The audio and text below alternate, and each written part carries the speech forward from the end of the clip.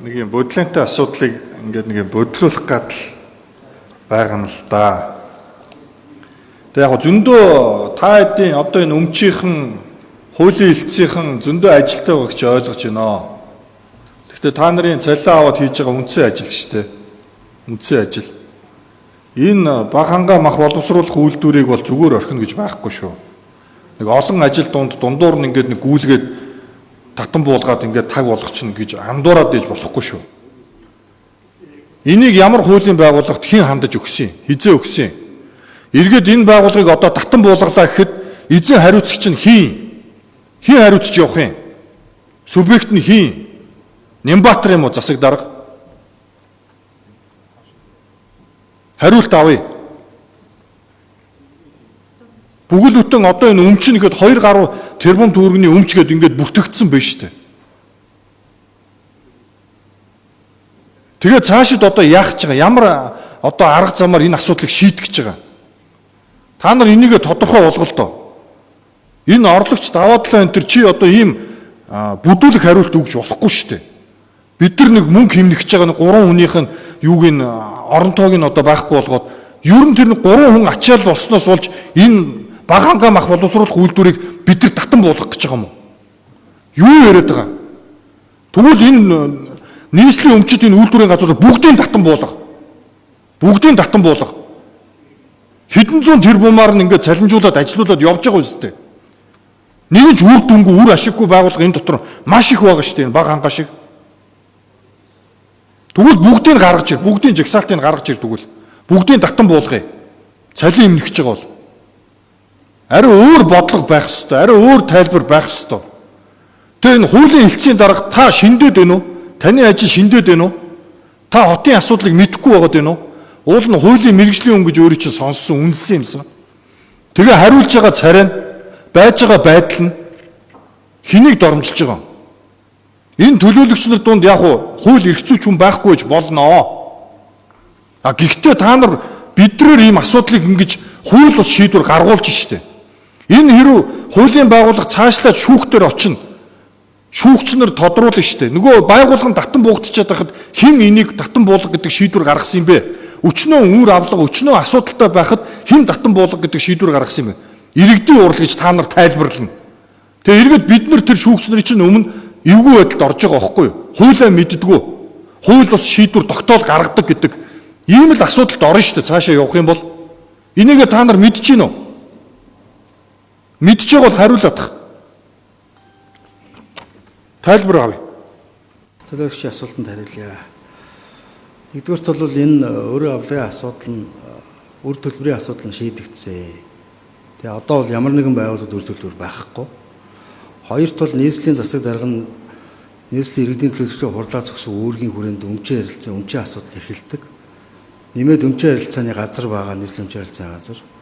Энэ хүрээндээ саяны таны ярьж байгаа асуудлыг араас нь явна. 94 онд байгуулагдаад 14 онд хүртэл ажиллаад 14 онд 800 сая төгрөгийн зээл аваад тэгээ энэ 800 сая төгрөгнөөс 370 саяын төлөө төлсөн 420 саяын төлж чадаагүй ийм асуудал байдаг. Одоо энэ 11 жилийн өмнөх асуудал. Энэ 11 жилийн өмнөх асуудал 11 жилээс хойш өнөөдрийг хүртэл энэ асуудал дээр бол тантай бол санал нэг байна. Хайхрамжгүй хандсан зүйлүүд зөндөө байд юм билээ. Ажлын хэсэг ахлаад ажиллаж байгаа юмнуудыг харсан. Одоо байгаа үйлдвэр очиод авсан тэр үйлдвэр дотор байгаа зүйл нь бүгд борооны ус дээрээс нь дээвэр битүүмжилсэн хэнийг ч оруулдаг. Зуны цагт борооны ус дээрээс нь гоождог, өвлийн цагт тэр нь мөстдөг. Дотор байгаа бүх хэд хөрөнгө зэвэрсэн байрсан бодолтой тийм юмнууд хүлээж авсан. Яг одоо жишээлбэл 10 болт байсан 10 болтонд байна уу гэж ингэж тухайн шүүгэн шийдвэргүйцэтгэх битүүмжлэхтэй ийм асуудал бол гаргаагүй ерөнхий битүүмжсэн байгаа. Тэр асуудлын хүрээнд бид нар энийг авсан баг. Тэгэд энэ дээр зүгээр таны нэг зүйл сая дахиад хэлэхэд бид нар бол энийг ингээд татан буулгаад хаяхгүй. Яг тантай адилхан нийслэлийн засаг дарга, нийслэлийн өмчийн харилцааны газар өмч иргэдийн урлаас олгосон өмч хамгаалах эрхийнхээ хүрээнд бид нар энэ асуудлыг дуустал нь явна. Тийм учраас бид бүхэн болов одоо цагдаа байгаад шүүгэн шийдвэр байхад ямар нэгэн байдлаар одоо хин нэгнийг хаацаалж албан тушаалтныг одоо бид бүхэн болвол тэр албан тушаалтыг ингэж татан буулгачвал энэ асуудал дуусчих гэж оруулж иж байгаа юм биш шүү. Тэгэхээр бид нар бол яг энэ байгаа процессын дагуу юмнуудыг үзсэн, ажлын хэсэг ажилласан, саналаа оруулж иж ингэж танилцуулж тайлбарлаж байгаа гэдгийг төлөөлөгч танд хэлье. Тэгэхээр ер нь бол яг тантай бол санал нэг байна. Яг тэгэхээр тэр бол үнэхээр одоо байгаа тэр бага хангаад өргөд байгаа тэр хоёр газрын тэр байгууламж тэр ус бороонд орж ивдэгдсэн байдлын юм хүмүүсийг харахад бол үнэхээр хүндрэлтэй асуудлууд бол байгаа. Тэн дээр бол бид нар тийм зүйл хүлээж авсан.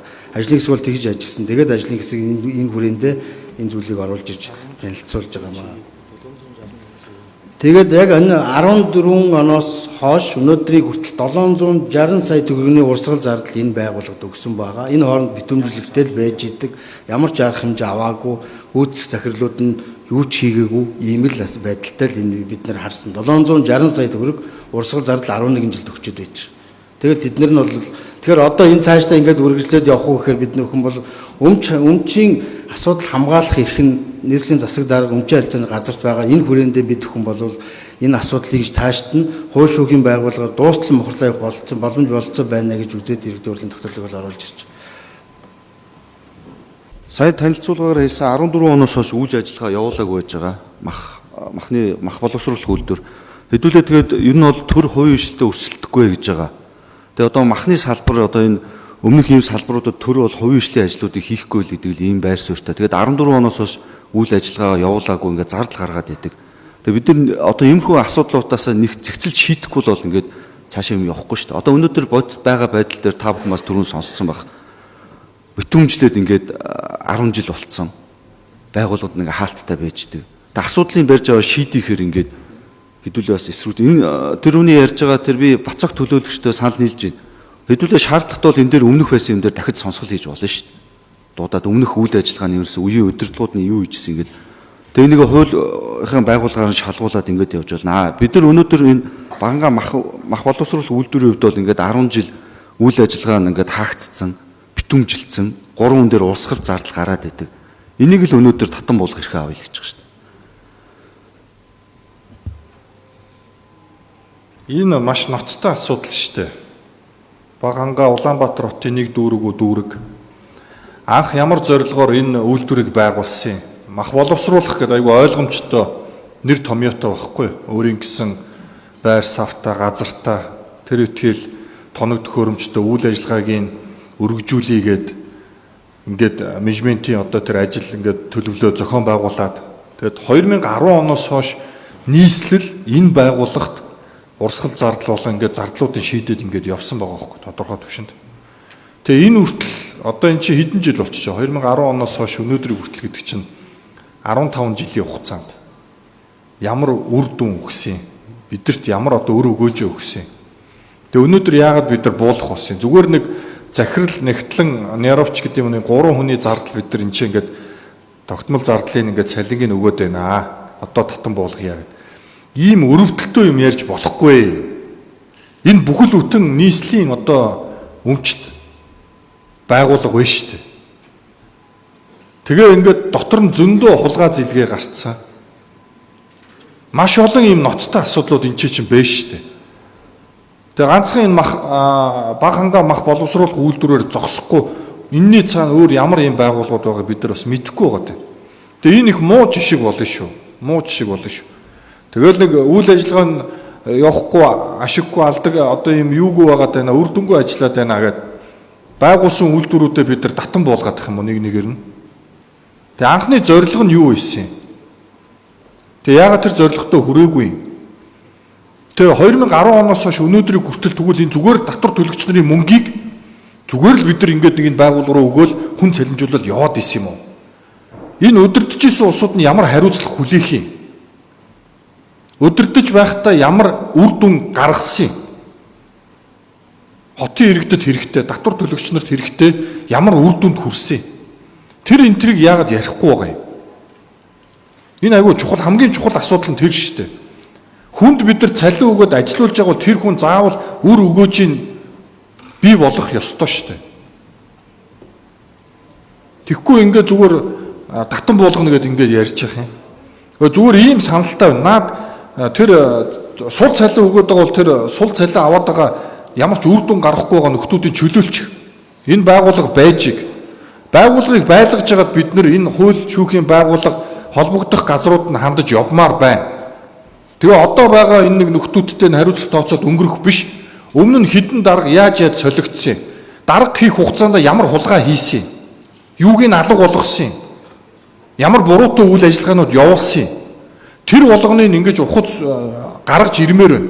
Тэгэхгүй бол одоо ингээд энэ нийслэлийн дэргэд байгаа энэ 40 гаруй юм одоо орон нутгийн өмчт үйлдвэрийн газар бүгдөө ингээд за нэг ийм муу жишг тогтно шүү дээ. Зүгээр ингээд ашиггүй ч ажиллаж болдгийм байна. Үйл ажиллагааныхаа зорилгыг хэрэгжүүлэхгүй байж болдгийм байна. Зүгээр л төсвөөс мөнгө аваад яваад иж болдгийм, цалин аваад яваад иж болдгийм байна. Ийм муу жишг тогтноо. Тийм учраас ингэж тааруухан ажиллаж байгаа үр дүнд хүрээгүй нөхдүүдтэй бид нар хариуцлага тооцноо. Байгууллагыг буулгахгүй. Тэр цалин аваад байгаа 3 нөхрийн ажлаас нь төр чөлөөлөөд байгууллагын байгууллага чигээр нь байлгаж ягаад одоо харин энэ манай хуулийнхан өмчийнхэн нийлж ягаад хуулийн байгууллагт хандаад нэг үрчлэн мэдээллүүдийг бид нар сонсомоор байна. Яг энэ байгууллага дээр тусдаа сонсгол хийсэн ч болно. Ингэж одоо төрийн өмчийг хайр гамгүй ингэж идэлж болохгүй. Ингэж үргүүдүүлж болохгүй. Тэгээд дампууруулж наа чи дампуурцсан шүү дээ байхгүй болцсон татан буугдсан шүү дээ гэдэг ийм л одоо хариулттай сууж байгаа юм шүү дээ. Тэгээ нэг хуулийн байгууллагт өгсөн нэртэй ямар хариу ирсэн, хин нь яаж шалгаж байгаа юм? Ямар бүрэлдэхүүн томилогдсон юм? Олон асуудлууд байгаа шүү дээ. Тэгэхээр бид нар их тодорхой арц намын бүлгээс өнгөрсөн 5 дахь хуралдаан дээр бид нар бас ярьсан. Хурал эхлэхийн өмнө баяр даргатаа бас бид нар зөвлөлдсөн тийм ээ. Өмчийнхөнтэй ч гэсэн бид нар бас санал солилцсон. Тэгэхээр тодорхой гормын санал гаргаж байна. За төсөвдөр энэ жилийн төсөвдөр тавьсан байгаа тэр цалингийн зардал болон бусад зардлуудыг зогсоогоод тэр хүмүүсүүдийн ажлаас нь чөлөөлөөд за байгууллагыг татан болгож болохгүй байгууллагаараа байж ах хэрэгтэй. Яагаад гэвэл энэ цаашаа үргэлжлээд энэ хуулийн ямар нэгэн одоо маргаан үүсэт ингэж явах нь шүү дээ. Асуудал үүсэт явах нь шүү дээ. Тэгэхээр тэр нь одоо байгууллага нь байж иж явбал илүү одоо бас үр дүнд хүрэх болов уу гэж ингэж харж байна.